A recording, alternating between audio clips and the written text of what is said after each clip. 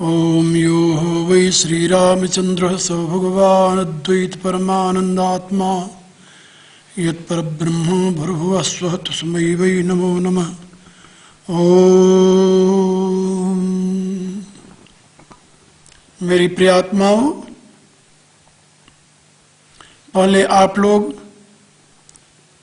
इसी GTV के माध्यम से 3 सप्ताह तक मेरे विचार सुन चुके हैं। आज पुनः मैं आप लोगों के समक्ष अपने विचारों को लेकर GTV के माध्यम से उपस्थित हुआ हूँ। मुझे विश्वास है कि आप लोग मेरी बताई हुई बातों पर विचार करेंगे, क्योंकि ये विज्ञान का युग है। इसमें बुद्धि को अलग करके किसी भी क्षेत्र में प्रवेश करना मानव के लिए उचित नहीं है।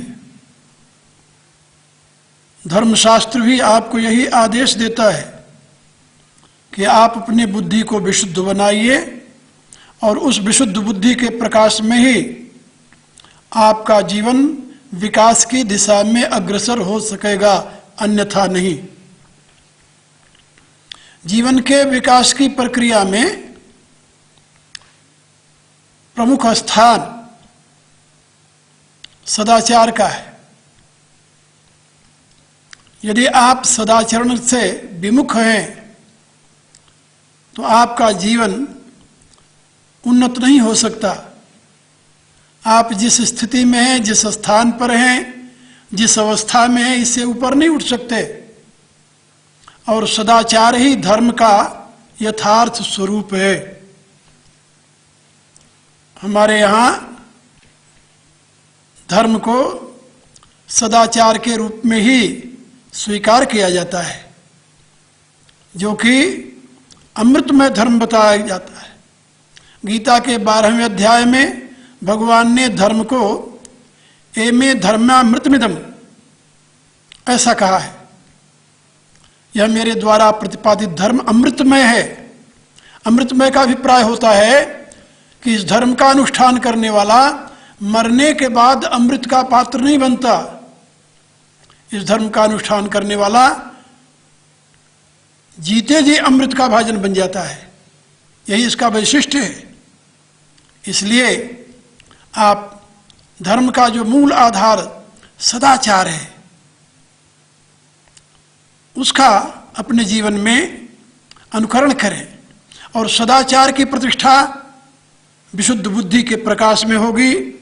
विशुद्ध बुद्धि को प्राप्त करने के लिए आपको 3 माध्यम चुनने पड़ेंगे।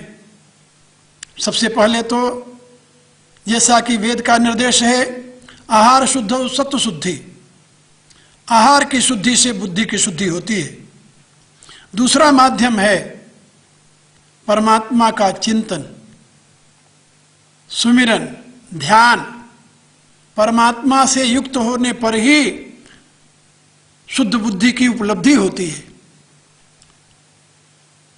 जैसा कि भगवान पतंजलि ने अपने योग दर्शन में कहा है, अध्यात्म प्रसाद ऋतंबरा तत्र प्रज्ञा।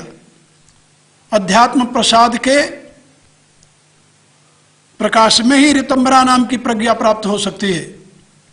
और ऋतंबरा प्रज्ञा को ही विशुद्ध बुद्धि कहते हैं। ऋतम सत्यम भरती इति ऋतंबरा।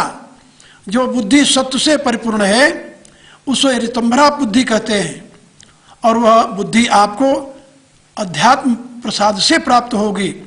और अध्यात्म प्रसाद प्राप्त होगा ध्यान से, परमात्मा के चिंतन से, परमात्मा के सुमिरन से। और तीसरा, विशुद्ध बुद्धि को प्राप्त करने का उपाय है सत्संग, सत्पुरुषों का संग, सदशास्त्रों का संग। सत्संग के 2 आधार हैं। या तो आप कोई सत्पुरुष मिल जाए, उसके सानिध्य में बैठकर उसके अनुभवयुक्त विचारों को सुनकर आप अपने बुद्धि को शुद्ध बना सकते हैं, परिमार्जित कर सकते हैं।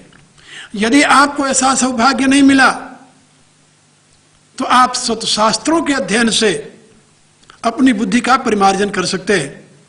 सत्शास्त्रों का अध्ययन भी सत्पुरुषों का ही संग कहा जाता है, क्योंकि सत्शास्त्रों का आविर्भाव सत्पुरुषों की अनुभूति का ही परिणाम है।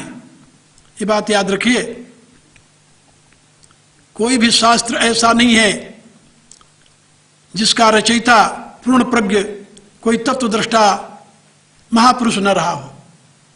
इसलिए शास्त्र की संगति भी, शास्त्र का अध्ययन भी, शास्त्र का मनन चिंतन भी श्रेष्ठतम सत्संग कहा गया है।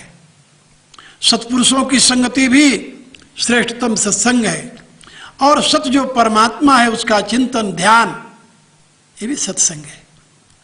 तुलसीदास जी ने अपनी रामायण में सत्संग की महिमा गाई है। उन्होंने तो यहां तक कहा है कि मति की रति गति भूति भलाई, जब जही जतन जहां जो पाई, सो जानब सतसंग प्रभाऊ, लोकौ वेदन आन उपाऊ। गति, कीर्ति, मति, ऐश्वर्य, भूति और भलाई, इन पांचों को इस दुनिया में जहां जिसने जब भी प्राप्त किया वो केवल सत्संग के प्रभाव से प्राप्त किया है। आप लोगों को आश्चर्य होगा कि पिछले बार मैंने आप लोगों को वेद, उपनिषद, गीता, नीति शास्त्र आदि के माध्यम से तत्व विज्ञान की बातें बताई।